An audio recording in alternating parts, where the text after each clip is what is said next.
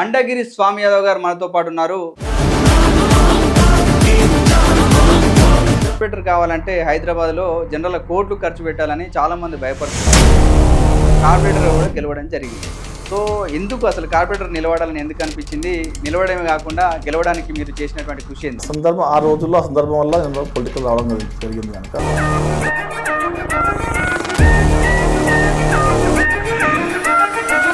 MIM party అంటే హైదరాబాద్లో ఏముంటుందంటే ముస్లింల పార్టీ అని చాలామంది అభిప్రాయపడుతుంది. ఒక హిందూ అయ్యండి ముస్లిం పార్టీని అంటే ఒక ముస్లింల పార్టీ అని ఉన్న ముద్ర ఉన్నటువంటి ఎంఐఎంని చూస్ చేసుకోవడానికి కారణాలు ఏంటంటే MIM party Muslim party Mudra అని నేనైతే వెళ్ళలేదు ఇక్కడ. ఎందుకంటే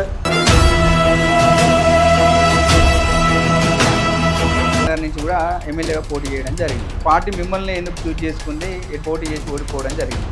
సో ఈ ఓటమి ద్వారా ఏం నేర్చుకున్నారండి? ఓటమి గెలుపుని మేము ఎప్పుడు అనుకోలేదు. ఫస్ట్ మా ఎంఐఎం పార్టీ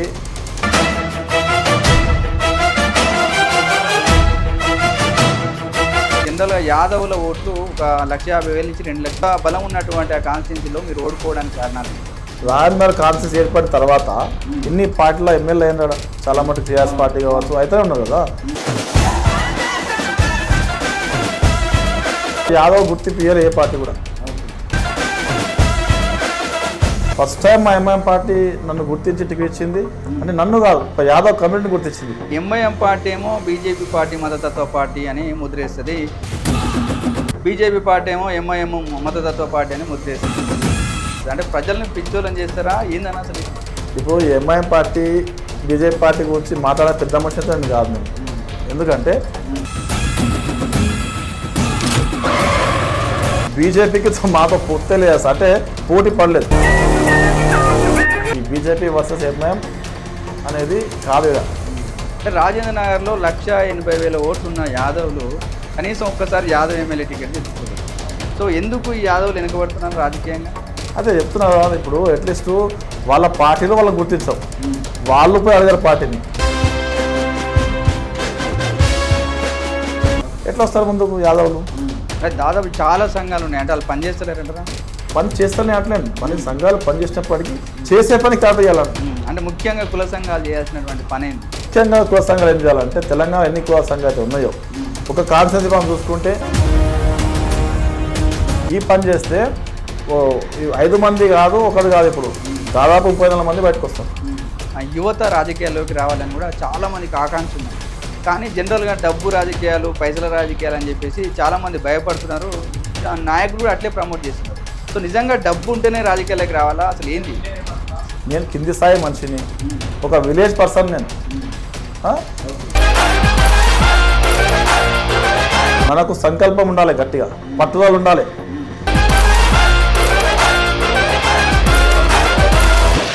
ప్రతి ఒక్కరు కూడా మాకు సపోర్ట్ లేదు, మాకు ఎవరు చేస్తారు సపోర్టు? ఎవరు సపోర్ట్ చేయరు. నీకు నువ్వు సపోర్ట్ చేసుకుని నిలవాలి. అంటే ఒక ఎమ్మెల్యే కావాలంటే 100 కోట్లు ఖర్చు పెట్టాలి, ఒక కార్పొరేటర్ కావాలంటే 10 కోట్లు ఖర్చు పెట్టాలని చర్చ బాగా నడుస్తుంది. ఎమ్మెల్యే కావాలంటే ఎన్ని కావాలని చెప్పేసి ఫిగర్ ఎక్కడ లేదు. అంటే కుల సంఘాలకు ప్రధాన పాత్ర ఉంది. అంటే యాదవులు అభివృద్ధి చెందాలంటే కుల సంఘాలు చేయాల్సినటువంటి పని చాలా ఉందని 100% చేస్తారు. కుల సంఘాలు పని చేస్తారు, వాళ్ళ స్థాయిలో వాళ్ళు పని చేస్తారు.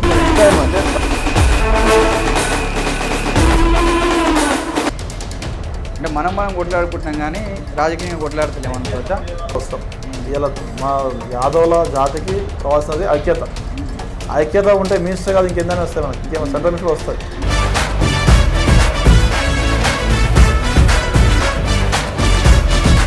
నమస్తే, వెల్కమ్ టు యాదవ్ విజన్. నేను మీ నక్క మహేష్ యాదవ్.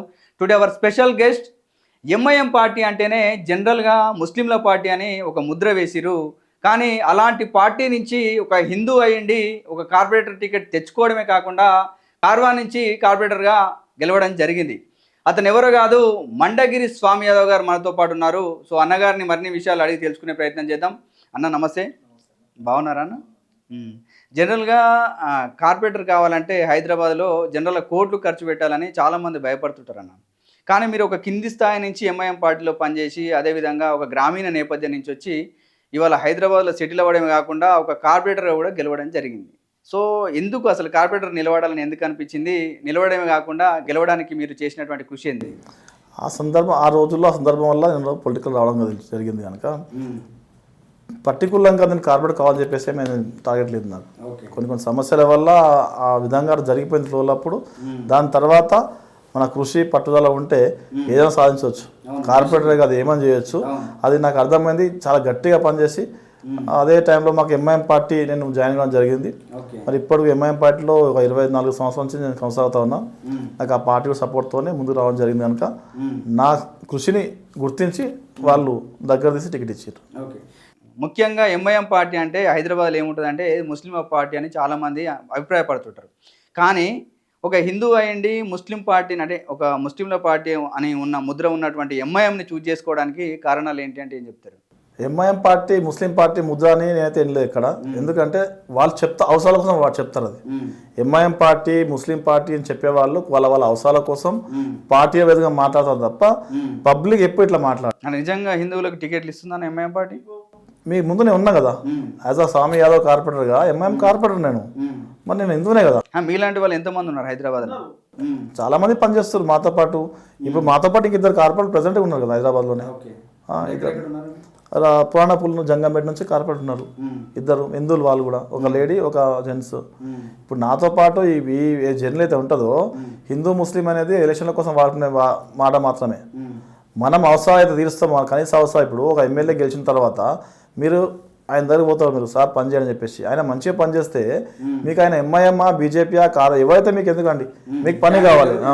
మేము అభివృద్ధి చేస్తాం కనుక మా ఎంఐఎం పార్టీ మీద కొంతమంది అవసరం కోసం వాడతారు అంతే. అది జనరల్గా కార్పొరేటర్ అయ్యారన్న, సో ప్రజలకు ఎలాంటి సేవలు చేస్తున్నారు? తప్పకుండా మేము జనరల్ కార్పొరేట్ అయినాం కాక ముందు సేవలు చేసినాం మేము. ఎందుకంటే ఆ భావమే ఎంఐఎం పార్టీలో వచ్చిన ప్రతి కార్యకర్త కూడా ఇవన్నీ ఉంటాయి అన్నట్టు. ఈ పని చేయాలి, పబ్లిక్ సేవ చేయాలని చెప్పి, అందుకనే గుర్తింపు ఎక్కువ ఉంటుంది పార్టీకి. ఆ తర్వాత కార్పొరేట్ తర్వాత అదే పని కొనసాగిస్తాం, కానీ ఇంకో ఎక్కువ చేస్తాం, ఎక్కువ బాధ్యత ఉంటుంది అప్పుడు ఇంకా. సరే ఓకే, కార్పొరేటర్గా కొనసాగుతూనే మీరు 2 సంవత్సరాలు కాగానే రాజేంద్ర నగర్ నుంచి కూడా ఎమ్మెల్యేగా పోటీ చేయడం జరిగింది. సో ఎందుకంటే పార్టీ మిమ్మల్ని ఎందుకు చూజ్ చేసుకుంది? ఎట్ ది సేమ్ టైము మీరు పోటీ చేసి ఓడిపోవడం జరిగింది. సో ఈ ఓటమి ద్వారా ఏం నేర్చుకున్నారన్న? ఓటమి గెలుపు అని మేము ఎప్పుడు అనుకోలేదు. ఫస్ట్ మా ఎంఐఎం పార్టీ టికెట్ నేను టికెట్ ఇచ్చేది అంటారు కదా, మా ఎంపీ గారు అసదుద్దీన్ ఓవైసీ గారు మా ప్రెసిడెంట్, పార్టీ ప్రెసిడెంట్ ఆయన, మా అక్బరుద్దీన్ ఓవైసీ గారు ఫ్లోరిడర్ తెలంగాణ, వాళ్ళ నిర్ణయం మేరకే ఇవన్నీ జరుగుతాయండి. వాళ్ళు నిర్ణయం తీసుకుంటారు, మాకు పంపిస్తారు. పంపించిన తర్వాత మేము అది రాజేంద్ర ఖాన్ చాలా పెద్దగా ఉంది, నేను ఎట్లా కొట్లాడాలని చెప్పేసి భయం అయితే నాకేమి ఉండదు. ఎందుకంటే ఏదైతే రోజు మా కార్వాన్లో పనిచేస్తున్నామో అదే విధంగా అలా పనిచేస్తున్నాం మేము. ఆ గెలుపు ఓటంలో అయితే ఉంటాయో మా పార్టీ చూసుకుంటుంది. ఆ పార్టీ సిద్ధాంతం ఏంటిది, నేను నిలబెడుతున్నాను, పోటీ చేయి, కష్టపడు, ఎలక్షన్లో తిరుగు, నీ స్టైల్లో నువ్వు పని చేయి అంటే నా పార్టీ ఏది నాకు నేర్పిస్తుందో ఆ స్టైల్లో మేము పనిచేస్తాం. మేము గెలుపు ఓటముల కోసం మేము పనిచేసిన ఎప్పుడు లేదు. ఓడిపోయినా పనిచేస్తాం, గెలిచినా పనిచేస్తాం. అంటే ఎంఐఎం పార్టీ స్టైల్ ఏందన్నా? ఎంఐఎం పార్టీ స్టైల్ ఒకటే, ప్రతి నిత్యం ప్రజల మధ్యలో ఉండాలి. అది రాత్రి పగలని కాదు, ప్రజలకు సేవ చేయాలి. నిజంగా చేస్తారా కార్పొరేటర్? తప్ప 100%. గెలుస్తున్నావా ఓడుతున్నావా కాదు, నేను ఛాలెంజ్ చేస్తున్నా. ఒక కార్పొరేటర్ కాదు, కార్యకర్త కూడా నాకంటే ఎక్కువ పనిచేస్తాడు మా ఎంఐఎం పార్టీలో. అయితే రాజేంద్ర నగర్ కాన్స్టిట్యున్సీ విషయానికి వస్తే జనరల్గా యాదవుల ఓట్లు ఒక 150,000 నుంచి 2 లక్షల వరకు ఉంటాయని అంటారు. సో మరి అలాంటి అంత బలం ఉన్నటువంటి ఆ కాన్స్టిట్యున్సీలో మీరు ఓడిపోవడానికి కారణాలేంటి? నేను ఒకటి చెప్తా ఈ విషయంలో. ఈరోజు రాజేంద్ర కాన్స్టిట్యున్సీ ఏర్పడిన తర్వాత ఇన్ని పార్టీలో ఎమ్మెల్యే అయినాడా, చాలా మటుకు టీఆర్ఎస్ పార్టీ కావచ్చు అయితే ఉన్నారు కదా, కానీ ఎప్పుడు కూడా యాదవ్ గుర్తింపు ఇవ్వలేదు, ఏ పార్టీ కూడా ఇవ్వలేదు. యాదవ్ ఒక టికెట్ తెచ్చి ఇచ్చిన దాఖలు అయితే లేవు కదా. ఎవరు పోటీ చేయలేదు, ఏ పార్టీకి వెళ్ళి పోటీ చేయలేదు. ఫస్ట్ టైం మా ఎంఐఎం పార్టీ నన్ను గుర్తించి టికెట్ ఇచ్చింది. అంటే నన్ను కాదు, ఒక యాదవ్ కమిటీని గుర్తించింది. స్వామి యాదవ్ ఎంఐఎం కార్పొరేట్ కాదు అక్కడ. స్వామి యాదవ్ కమిటీ ఏంటిది, యాదవ్. సో యాదవ్ టికెట్ ఇచ్చినంటే అందరికి ఇచ్చినట్టే ఆ టికెట్.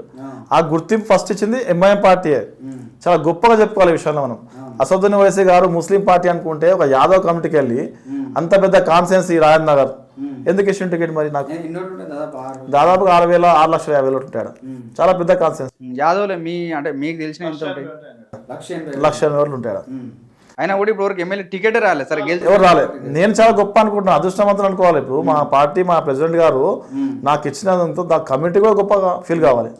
ఇప్పుడు ఆ ఫస్ట్ అయితే మనము ఒక జర్నీ స్టార్ట్ చేసినామాట, ఒక యాదవ్ టికెట్ తెచ్చుకుంటాం అనేది స్టార్ట్ చేసినామాట మనం. వాళ్ళ స్థానం స్వామి యాదవే కాదు, అక్కడ చాలామంది అక్కడ కార్పొరేటర్లు ఉన్నారు, జెడ్పీటీసీలు ఉన్నారు, సర్పంచ్లు ఉన్నారు, యాదవులు ఉన్నారు. మరి వాళ్ళు కూడా రేపన్నాడు ముందుకు రావాలి కదా, వస్తారు కదా. ఎవరు వేసారు దానికి రస్తా వేసారు, ఎంఐఎం పార్టీ వేసింది కదా. రేపు వాళ్ళు కూడా అడుగుతారు పోయి సార్ మనం పోయేసారి ఎంఐఎం పార్టీ యాదవ్ టికెట్ ఇచ్చింది మాకు వేయండి అని చెప్పేసి అంటే అడిగే హోప్ అయితే ఇచ్చింది కదా. అందుకని అందరికీ అండగా ఉంటుంది ఎంఐఎం పార్టీ ఎప్పుడు కూడా. అంటే ఎంఐఎం పార్టీ ఏమో బీజేపీ పార్టీ మతతత్వ పార్టీ అని ముద్రేస్తుంది, బీజేపీ పార్టీ ఏమో ఎంఐఎం మతతత్వ పార్టీ అని ముద్రేస్తుంది. అంటే ప్రజల్ని పిచ్చోళ్ళని చేస్తారా ఏందని అసలు ఇది? ఇప్పుడు ఎంఐఎం పార్టీ బీజేపీ పార్టీ గురించి మాట్లాడే పెద్ద మనిషి అయితే నేను కాదు నేను. ఎందుకంటే వాళ్ళు అవసరం కోసం బురదలుతారు మా మీద. బీజేపీకి మాతో పొత్తే లేదు అంటే పోటీ పడలేదు. ఎట్లా పోటీ పడదు అంటే వాళ్ళు ఎలక్షన్ల ముందు 3 నెలల ముందు బయటకు వచ్చి పనిచేస్తారు.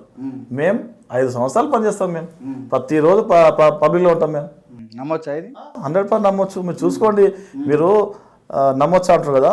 మేము చేసే పనులు మొత్తం మొత్తం ఆన్లైన్ ఉంటాయండి. మేము ఫేస్బుక్ కానీ ట్విట్టర్ పెడతా ఉంటాం. ప్రతి ఒక్కరు ఏమేమి పని చేస్తారు కూడా మనం ఉంటాయి కదా, చూసుకోవచ్చు.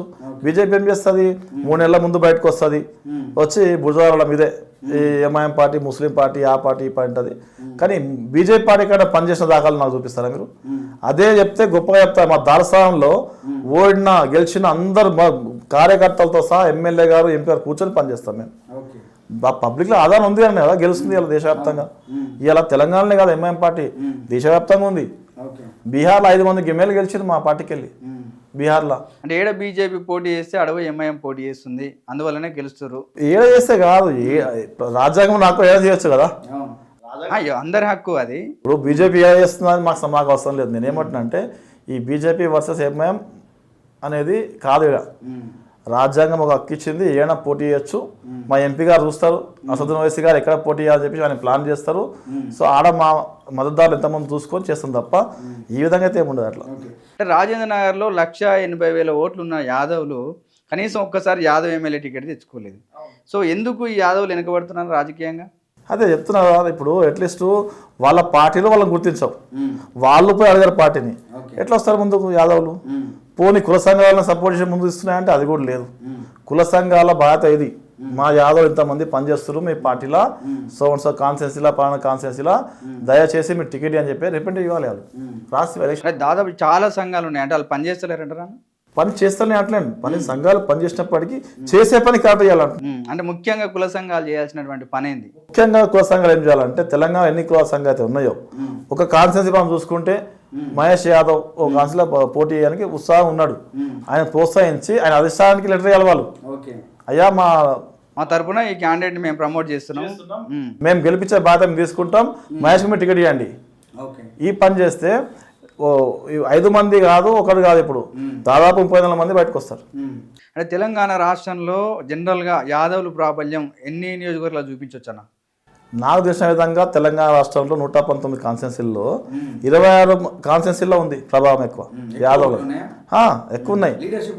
లీడర్షిప్ ఉంది కానీ వాళ్ళకి అర్థం కావట్లేదు. లీడర్షిప్ ఎట్లా ఉంటుంది అంటే ఇవన్నీ ఎవరు చేయాలి? కుల సంఘాలు చేయాలి.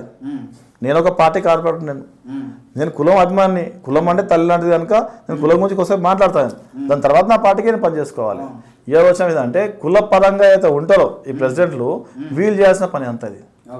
కానీ ఈరోజు ఏమవుతుందంటే కుల సంఘాలు, సరే నేను కుల సంఘం గురించి మాట్లాడను కానీ రిక్వెస్ట్ చేస్తాను కుల సంఘాలకు. ఈ పెద్ద మనుషులు కులాల సంఘాలను మెస్తారు తప్ప ఎమ్మెల్యే మెస్తారు ఇక్కడ. ఈ బాధ్యత ఎవరిది? ఈ సంఘాలు పెరుగుతున్నాయి, ఎమ్మెల్యే తగ్గు. ఎందుకు ఇంటికి ఒక సంఘం పెట్టినాక ఇంట్లో ఒక ఎమ్మెల్యే అవుతాడా? కారు కదా. సంఘాలు దయచేసి రిక్వెస్ట్ చేస్తున్న కుల సంఘాలకు సంఘాలు తక్కువ చేయండి, ఎమ్మెల్యేలను ఎక్కువ పెంచండి. ఆ బాధ్యత మీ మీద ఉంది కదా. అందుకని పార్టీల మీద లేదు కదా. పార్టీ టికెట్ ఇస్తుంది క్యాండిడేట్కు, కానీ కమిటీ పరంగా ఎవరిని బాధ్యత ఉంటుంది? కుల సంఘాల ఉంటుంది. కుల సంఘాలలో వాళ్ళ పని ఐక్యత పెంచాలి, కుల సంఘాలు తగ్గించాలి, ఎమ్మెల్యేలు పెంచాలి. అంటే వీళ్ళకే ఐక్యత లేక కుల సంఘాలు అన్ని ఏర్పాటు అవుతున్నాయి అన్న. సో అందరూ ఒక వేదిక మీదకి రావట్లేదు. సో అలాంటిది యాదవులు అందరూ ఒక వేదిక మీదకి వచ్చి ఎమ్మెల్యేలు గెలుస్తారా అనేది బయట చర్చ నడుస్తుంది. సో అసలు వస్తారంట ఈ కుల సంఘాలన్నీ? ఇప్పుడు ఏది పని కూడా అనుకోవడానికి జరగదు కదా. ఇప్పుడు కుల సంఘాలు ఎందుకు ఎక్కువ అవుతున్నాయి? నేను ఒకటి చెప్తున్నా, ఈరోజు మా కుల సంఘాల నాయకులు చెప్తున్నా ఈ విషయం. నేను దయచేసి కుల సంఘాల నాయకులు అనేవాడు పార్టీలో పనిచేయద్దు. పార్టీలో పనిచేస్తే నా పార్టీకి పనిచేయలేరు, కులానికి పనిచేయరు. మీరు ఏం చేస్తారు? మీ పెద్ద మనుషులు వదల ఉన్నప్పుడు మీరు ఏం చేస్తారంటే మాలాంటి వాళ్ళకి కావచ్చు, ఇంకా పోటీ చాలా మంది ఉన్నారు కనుక తెలంగాణలో యాదవులను కాపాడే ప్రయత్నం చేయాలి. వీళ్ళేమి ఆ ప్రయత్నం చేసినప్పుడే తెలంగాణ యావలు కాపాడుకుంటే తెలంగాణ వ్యాప్తంగా ఈరోజు 26 మంది కాన్స్టిట్యున్సీలో మా ప్రభావం ఉంది కనుక 26 మంది ఎమ్మెల్యేలు కూర్చుంటే అసెంబ్లీలో ఏ పని కాదు. అంటే పార్టీలో పనిచేసే కుల సంఘాలకు ఎందుకు నష్టమైందండి? నేనేమంటున్నా అంటే ఇప్పుడు మీరు ఒక పార్టీలో పనిచేస్తున్నారండి, ఆ పార్టీ పరంగా మీరు యాదవ్కు టికెట్ ఇచ్చిన తర్వాత వేరే వేరే పార్టీ టికెట్ ఇస్తారా? యాదవ్లకు కానీ ఇంకా వేరే వేరే మీరు ఏ పార్టీకి సపోర్ట్ చేస్తారా, కులానికి సపోర్ట్ చేస్తారా? అది కన్ఫ్యూజన్ లో పడి ఎవరు నేను అడుగుతున్నా, మీరు ఏ దానికి సపోర్ట్ చేస్తారా? పార్టీకే చేస్తాం. అధికారం అంటే కొంచెం అంటే మాకు ఎందుకు మీకు కులం, మరి మీకు సంఘం ఎందుకు? దయచేసి చెప్తున్నా, ఇప్పటి అట్లా వద్దు. ఎందుకంటే ఇందులో కమ్యూనిటీ దెబ్బతింటుంది. మీరు పార్టీలో పనిచేయడం వల్ల కమ్యూనిటీ దెబ్బతింటుంది. కమ్యూనిటీ మీరు ఏం చేయలేకపోతారు. కుల సంఘం అనేది పెట్టుకుంటే సరిపోదు. కుల సంఘం అంటే ఒక తల్లి లాంటిది. ఆ తల్లి ఏం చేయాలి? ఇంటిని కాపాడుకోవాలి. పిల్లల్ని కాపాడుకోవాలి. ఇంటి అంటే ఇల్లు అంటే పిల్లలే కదా. అంటే ఇంటిని కాపాడుతూ అందరిని కాపాడాలి, కానీ ఫస్ట్ ఇల్లు కాపాడాలి కదా. మన ఇల్లే కాపాడినప్పుడు మనం ఎందుకు మన కుల సంఘం పెట్టాలని నేను అంటున్నా. అంటే ముఖ్యంగా యువత రాజకీయాల్లోకి రావాలని కూడా చాలా మందికి ఆకాంక్ష ఉందన్న. కానీ జనరల్గా డబ్బు రాజకీయాలు, పైసల రాజకీయాలు అని చెప్పేసి చాలామంది భయపడుతున్నారు. నాయకులు కూడా అట్లే ప్రమోట్ చేస్తున్నారు. సో నిజంగా డబ్బు ఉంటేనే రాజకీయాల్లోకి రావాలా? అసలు ఏంది? స్వామి ఎవరండి? నా బ్యాక్ సైడ్ ఏమో తెలుసా మీకు? నేను కింది స్థాయి మనిషిని, ఒక విలేజ్ పర్సన్. నేను పల్లె నుంచి పట్టణం దాకా వచ్చాను నేను. అంటే మీరు అడిగిన చెప్తున్న విషయం. నేను పల్లె నుంచి పట్టణం దాకా వచ్చినప్పుడు ఎన్ని ముఠలు దగ్గర, ఎన్ని డబ్బులు నా దగ్గర లేవు కదా. నా స్వశక్తిని కష్టపడినా పనిచేస్తా. మనకు సంకల్పం ఉండాలి, గట్టిగా పట్టుదల ఉండాలి. ఏది కాదు చెప్పు సాధ్యం అవుతుంది. ప్రతి ఒక్కరు కూడా మాకు సపోర్ట్ లేదు, మాకు ఎవరు చేస్తారు సపోర్టు? ఎవరు సపోర్ట్ చేయరు. నీకు నువ్వు సపోర్ట్ చేసుకుని నిలవాలి. ఎందుకంటే మనం నిలబడే ముందు ప్రయత్నంలో వీళ్ళకి యువత చెప్తున్న విషయం లేదు. కుల సంఘాలు చేయాలి సపోర్ట్. నేను చేసే సపోర్ట్ కాదు, కుల సంఘాలు చేయాలి సపోర్ట్. కుల సంఘాలు ఈరోజు అందరం తీసుకోవాలి. ఎన్ని సంఘాలు ఉన్నాయి తెలంగాణ రాష్ట్ర వ్యాప్తంగా చూసుకోవాలి. ఎంతమంది ఇంట్రెస్ట్ ఉన్నారు, ఎంతమంది పొలిటికల్ గట్టిగా ఉన్నారు. మీరు కొట్లాడినప్పటికీ వాళ్ళు చెప్తే వాళ్ళు కొట్లాడతారు కదా. ఒకవేళ మీరు పార్టీలే పనిచేయాలనుకుంటున్నారు, మీరు చేయలేకపోతారు పార్టీకి, ఆయన ఎంకరేజ్ చేయండి, తీయండి, లిస్ట్ తీయండి. ఎంతమంది కష్టం ఇలా చూసుకుంటే డిస్ట్రిక్ట్లలో చాలా మంది ఉత్సాహంగా ఉన్నారు కుల సంఘ నాయకులు. కానీ వాళ్ళకు హైదరాబాద్ సపోర్ట్ అయితే కావాలి కదా. చేయండి అని చెప్తున్నాను. అదే చెప్తున్నాను, ఇవి పార్టీల బాధ్యత కాదు, కుల సంఘాల బాధ్యత అనేది. యువత వెనకబడుతుంది, డబ్బుకు భయపడుతుంది. అంటే డబ్బుకు భయపడే అవసరం లేదు. మనం కష్టం చేయడానికి ముందుకు వస్తే 100% సక్సెస్ అవుతాం మనం. అయితే ఆ ముందుకు రావడానికి ఎవరు ప్రోత్సహించాలి? ఇవాళ డిస్ట్రిక్ట్కి వెళ్ళి రావాలంటే హైదరాబాద్ వాళ్ళు ప్రోత్సహించాలి. సార్ నేను ఉన్నాను రా, నేను ఉన్నాను చూసుకుంటా అంటే వాళ్ళు వచ్చిన తర్వాత నువ్వు చూసుకున్నప్పుడు ఇబ్బంది ఏం లేదు, నువ్వు చూసుకున్నా ఇబ్బంది లేదు. కాకపోతే ఎట్లా నేను ఉన్నా చెప్పాలి కదా, ఒక ధైర్యం తీయాలి కదా పబ్లిక్. జనరల్ ఏంటంటే ఒక ఎమ్మెల్యే కావాలంటే 100 కోట్లు ఖర్చు పెట్టాలి, ఒక కార్పొరేటర్ కావాలంటే 10 కోట్లు ఖర్చు పెట్టాలి అనే చర్చ బాగా నడుస్తుంది అంటున్నా. ఎమ్మెల్యే కావాలంటే ఎన్ని కావాలని చెప్పేసి ఫిగర్ ఎక్కడ లేదు, ఇప్పటిదాకా ఆ దాఖలు లేవు, చెప్పుకునే విన్నాం అంతే. అయితే ఈరోజు మీరు చూసిందా, రేవంత్ రెడ్డి గారు ఒక మాట చెప్పారు కదా సీఎం గారు, ఒక పర్సన్కి నేను డబల్ బెడ్లో ఉంటుంటే గెలిపించిన 50 లక్షలు 50,000 కూడా నేనే కట్టినా అని చెప్తున్నాను. మరి ఎట్లా సాధ్యమైంది అది? ఇందరూ ఈ విషయం అయితే మీరు 50,000 బీఫామ్ డబ్బులు కట్టి నేను ఒక క్యాండిడేట్ గెలిపించిన అని చెప్తున్నాను. అంటే ఆ నాయకత్వం ఉంది వాళ్ళకు, ఇక నాయకత్వం లేదు. నేను అదే చెప్తున్నా. ఈ నాయకత్వం పోషించిన బాధ్యత ఎవరిది? కుల సంఘాలది. అంటే కుల సంఘాలకు ప్రధాన పాత్ర ఉంది. అంటే యాదవులు అభివృద్ధి చెందాలంటే కుల సంఘాలు చేయాల్సినటువంటి పని చాలా ఉందని 100% చేస్తారు. కుల సంఘాలు పని చేస్తారు, వాళ్ళ స్థాయిలో వాళ్ళు పని చేస్తారు. నేను ఇంకా ఏమంటే వాళ్ళకు ఒక రిక్వెస్ట్ చేస్తున్నా ఏంటంటే, దయచేసి ఇప్పటి చాలా తెలంగాణ వ్యాప్తంగా తిరగండి, వేయండి, లోకల్ బాడీలు వేయండి. ఎలక్షన్లో ముందే కాకుండా ముందే వెళ్ళండి. మీరు ఇబ్బంది చేయండి. ఎంతమంది ఉత్సాహం ఉన్నారు, ఇలా డిస్ట్రిక్ట్లో ఎంతమంది యాదవులు పనిచేస్తున్నారు, ఏ యాదవులు ఎక్కడ కాన్స్టిట్యూన్సీలో ఎక్కువ ఉంది, నేను చెప్పడం కాదు కదా. మీరు కూడా సర్వే చేయండి, చేసి వాళ్ళ బాధ్యత మీరు తీసుకోండి. 26 మందిని గెలిపించుకుంటే వాళ్ళంతా మీకే పని, మనకే పనిచేస్తారు కదా, కమ్యూనిటీకి పని చేయరా? అది మా బాధ్యత. జనరల్గా యువత ఉద్యోగాలు చేయాలా, వ్యాపారాలు చేయాలా, లేకపోతే ఉద్యోగాలు చేస్తే మనం ఒక బాస్ కిందనే ఉంటున్నాము, వ్యాపారాలు చేస్తే డెవలప్ అవుతున్నామని చర్చ ఉంది. ఉద్యోగాలు చేస్తే సెక్యూరిటీ ఉంటుంది, వ్యాపారానికి సెక్యూరిటీ ఉందని భయం కూడా ఉంది. అసలు యువత ముఖ్యంగా ఏం చేయాల్సినటువంటి అవసరం ఉంది? అంటే వ్యాపారం చేస్తే బాగుంటుందా, ఉద్యోగాలు చేస్తే బాగుంటుందా? ఈరోజు ఈ మాట చాలా మంచి మాట్లాడినారు. తెలంగాణ వ్యాప్తంగా ఒక మాట చెప్తున్నా. ఈరోజు నేను చూస్తున్నా హైదరాబాద్ చాలా మందిని, ఉద్యోగము వ్యాపారం. ఉద్యోగస్తులకు ఏమవుతుందంటే, ఇంతకుముందు గతంలో గవర్నమెంట్ జాబ్ అంటే చాలా పెద్దది, ఆ జాబ్ కోసం 100,000 మంది పోటీ పడేవాళ్ళు. ఈరోజు ఆ జాబ్ రిజైన్ చేస్తారు కొంతమంది. ఎందుకు? డబ్బు సరిపోవట్లేదు. ఈరోజు ఉన్న జీవన విధాన శైలిలో డబ్బు సరిపోవట్లేదు వాళ్ళకు. అయితే నేనేమంటున్నా, వాళ్ళ చదువును బట్టి వాళ్ళ ఉద్యోగం వచ్చినప్పుడు తప్పులేదు, కంటిన్యూ కావడమే. ఒకవేళ కానప్పుడు తెలివి ఉండి, చదువు ఉండి, సత్తా ఉండి ఎందుకు వదిలేసుకోవడము? చేసుకోవచ్చు కదా బిజినెస్ మంచిగా. చాలా మంది సక్సెస్ అయిన బిజినెస్ తీసుకొని. వాళ్ళ స్థాయిని బట్టి వాళ్ళు చేసుకోవాలి, వాళ్ళకి తెలుస్తుంటుంది అంట నేను ఏం చేస్తే కరెక్ట్ అని చెప్పేసి. ఉద్యోగం మంచి ఉద్యోగం వాళ్ళు మంచి ఉద్యోగాలు చేసుకోవాలి, తప్పులేదు అందులో. ఒకవేళ నీ నాలెడ్జ్ ప్రకారం నీకు అది సరిపోవట్లేదు అంటే నీ స్థాయి దగ్గర ఉద్యోగం కానప్పుడు వదిలేసుకొని జాబ్ చేసుకొని చాలా బిజినెస్ కరెక్ట్ కదా, చాలా మంది సక్సెస్ అవుతుంది. రైట్ అన్న. జనరల్గా యాదవ్ల విషయానికి వస్తే ఎప్పుడు కూడా ఒక మినిస్టరు ఇచ్చేవాళ్ళు అంటే పార్టీలు, సరే ఏ పార్టీ అయినా కానీ ఈసారి వచ్చేసరికి కనీసం ఒక మినిస్టర్ రేస్లో ఉన్నారు అని అనేక మందిని చూపిస్తున్నారు, కానీ యాదవ్లు మాత్రం ఒకరు కూడా కనపడే పరిస్థితి లేదు. సో ఎందుకు ఇట్లా జరుగుతుంది అనుకోవచ్చు? అంటే ఈసారి ఒకటే ఎమ్మెల్యే గెలిచింది కదా, ఈసారి గవర్నమెంట్ ఒకటే ఎమ్మెల్యే గెలిచింది కదా, గతంలో 5 మంది గెలిచారు, ఆ మినిస్టర్ గెలిచారు. ఇప్పుడు ఎందుకంటే యాదవ్ల ప్రభావం ఉన్నప్పుడే వాళ్ళు అది ఆలోచిస్తారు, ప్రభావం వివరించాడు. ఇప్పుడు ఐక్యత మాకు తగ్గిందని ఇది నిదర్శనం అన్నట్టు. ఇప్పుడు యాదవ్ల ఐక్యత తగ్గింది అంటే పోటీదారులు ఎక్కువైపోయినారు, కుల సంఘాలు ఎక్కువైపోయినాయి, మనకున్న మినిస్టర్ కూడా పోయింది. ఇప్పుడు ఉన్న ఒక ఎమ్మెల్యే అరే 12 మంది 14 మంది పోటీ చేస్తే కూడా అందులో ఒకరు గెలిచిండు. అంటే మనం కొట్లాడుకుంటున్నాం కానీ రాజకీయంగా కొట్లాడతలేము అనుకోవచ్చా? ఐక్యత అయితే చాలా అవసరం. ఇలా మా యాదవ్ల జాతికి కావాల్సినది ఐక్యత.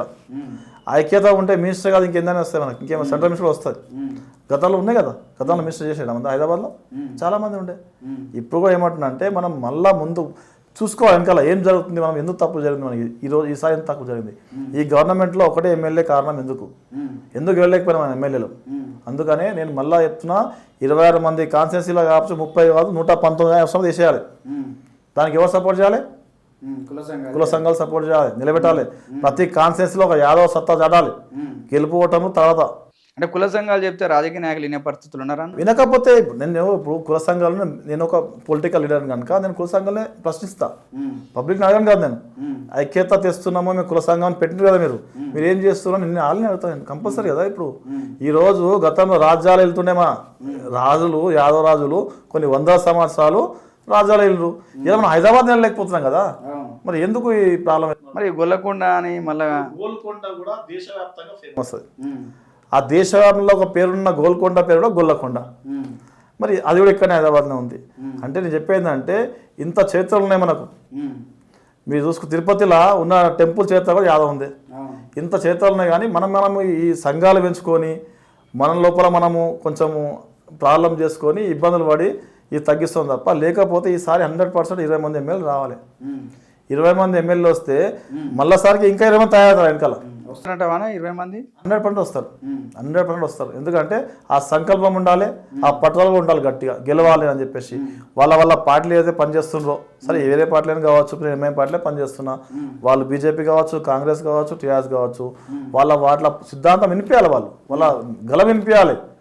మేము కొట్లాడతాం, మాకు టికెట్ ఇవ్వండి, మా జాతి నా వెనకాల ఉంది, నా ఎస్సీ ఎస్టీ బీసీలు నా వెనకాల ఉన్నారు అని చెప్పాలి.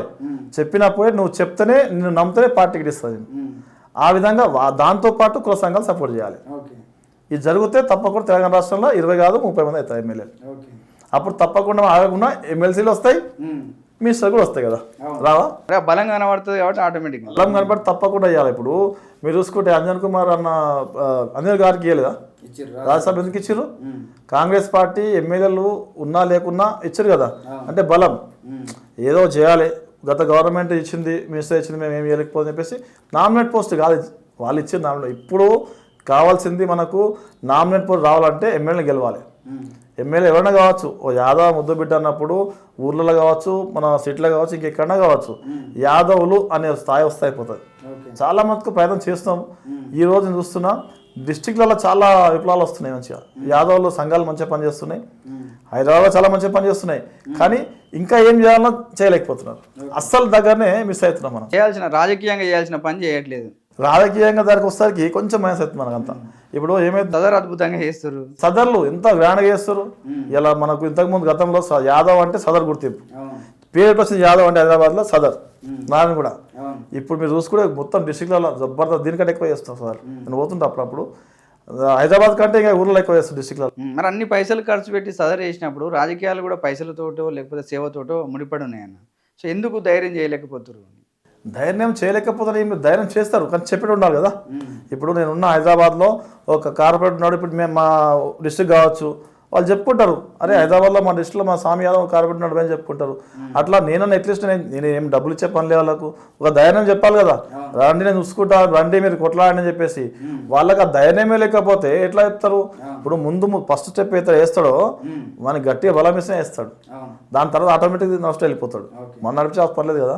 సో నేను అదే చెప్తున్నా, ప్రతి ఒక్కరు కూడా ఉత్సాహం ఉన్నది, ఈసారి వస్తూ ఉంది ఫ్లో, అట్లా దాన్ని అట్లనే కంటిన్యూ చేస్తూ అట్లే ముందుకెళ్ళాలి. ఏ ధైర్యం కోల్పోవద్దు. ఓడిపోయినాము గెలిచినాము మేము గెలుస్తున్నాం వచ్చినాం అట్లా కాదు. మనకు ఎప్పుడైతే రాసి పెట్టో అప్పుడు గెలుస్తాం మనం. అప్పటిదాకా గట్టిగా కష్టపడాలి. కులం కోసం కావచ్చు, పొలిటికల్ కోసం కావచ్చు, దేనికైనా ఒక సంకల్పం ఉంటే ఏదైనా సాధ్యమని అంటున్నా. ముఖ్యంగా మండగిరి స్వామి యాదవ్ విషయానికి వస్తే నెక్స్ట్ ఎమ్మెల్యేగా పోటీ చేసే అవకాశం ఉందా అంటే ఏం చెప్తారు?